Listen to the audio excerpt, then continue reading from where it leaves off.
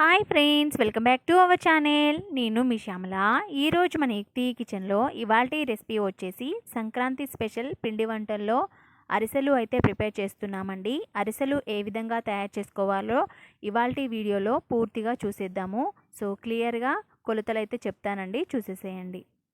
ముందుగా ఇక్కడ చూపిస్తున్నాను చూడండి. ముందు రోజు నైటే మనం బియ్యంని నానబెట్టేసుకొని మార్నింగ్కి ఈ విధంగా పిండి అయితే తడి లేకుండా ఆరబెట్టేసుకొని రైస్ని ఈ విధంగా పిండి గిన్నెలో పట్టించుకొని రావాలి. ఈ పిండి వచ్చేసి 2 కేజీస్ అండి.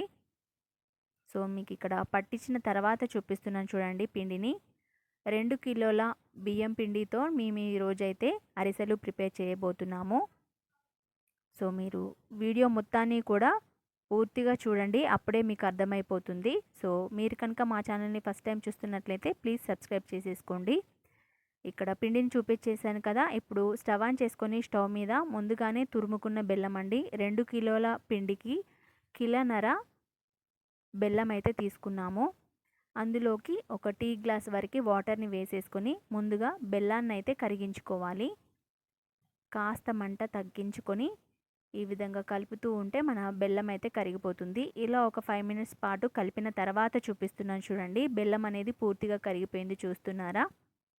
ఇలా పూర్తిగా కరిగిపోయిన తర్వాత దీన్ని వేరొక గిన్నెలోకి వడగార్చుకొని ఆ తర్వాత మళ్ళీ ఇదే గిన్నెలోకి తీసుకోండి. ఎందుకంటే బెల్లంలో డస్ట్ అనేది ఉంటుంది కదా. సో వడగట్టుకుంటే ఆ డస్ట్ అనేది పోతుంది. సో ఈ విధంగా కాస్త మీడియం ఫ్లేమ్లో పెట్టుకొని పాకం వచ్చేంత వరకు కూడా మనం ఈ విధంగా చూసుకోవాలి. వాటర్లో వేస్తే మనకి పాకం వచ్చిందా లేదా తెలుస్తుంది. ఇంకా రాలేదండి. సో మరొక 2 నిమిషాల పాటు చక్కగా మరిగించుకుందాము. ఇప్పుడు చూస్తున్నారు చూడండి. ఈ విధంగా ముద్ద కింద వచ్చేస్తే మన పాకం అనేది రెడీ అయిపోయినట్టే.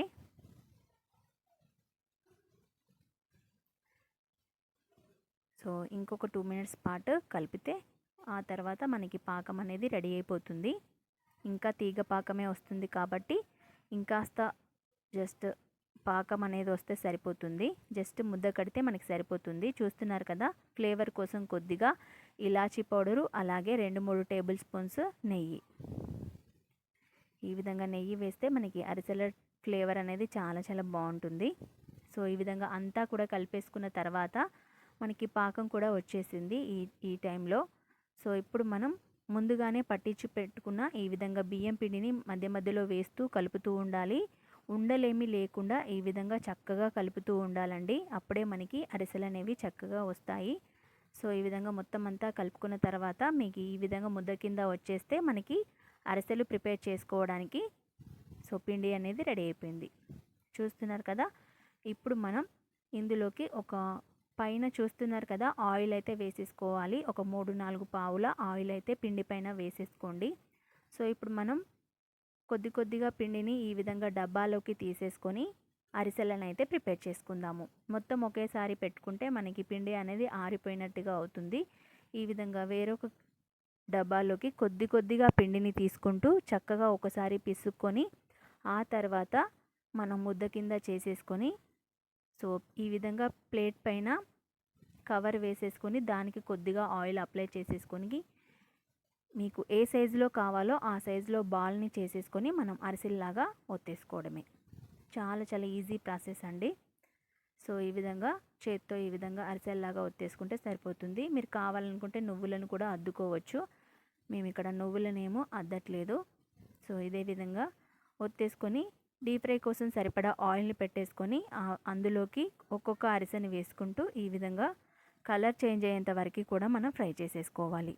చాలా చాలా ఈజీగా ప్రిపేర్ చేసేసుకోవచ్చండి. సో ఇక్కడ మేము 2 కిలోల పిండికి కిలోన్నర బెల్లం అయితే తీసుకున్నాము. సో ఈ విధంగా చక్కగా ఆయిల్ ఒత్తేసుకొని తీసుకుంటే మనకి అరిసె అనేది రెడీ అయిపోయింది. చూస్తున్నారు కదా. ఇదే విధంగా మరొక అరిసె కూడా ఆయిల్లో వేసి చూపిస్తున్నాను చూడండి. ఇలా వేయగానే ఆయిల్లో నుంచి పైకి తేలుతుంది.